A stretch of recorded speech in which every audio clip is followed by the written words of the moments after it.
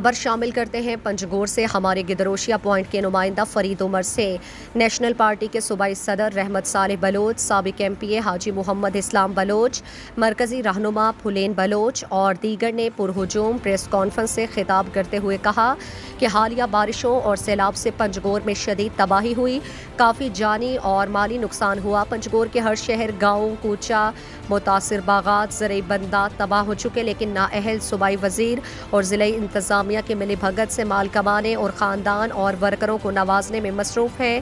انہوں نے کہا کہ ایک طرف طوفانی بارشوں اور سیلاب نے تباہی مچا دی تو دوسری طرف صوبائی وزیر کی میگا پروجیکٹ پنجگور کے عوام پر میگا مصیبت بن کر عوام پر ٹوٹ پڑا۔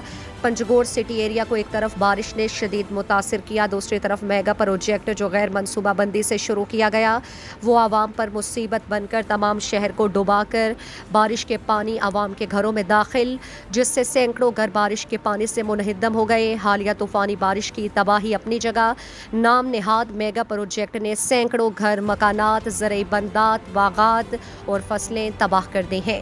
مزید دلچسپ معلومات اور خبروں سے آگاہ ہونے کے لیے Gedrosia point Facebook page, Instagram, Twitter کو فالو اور یوٹیوب چینل کو سبسکرائب کریں۔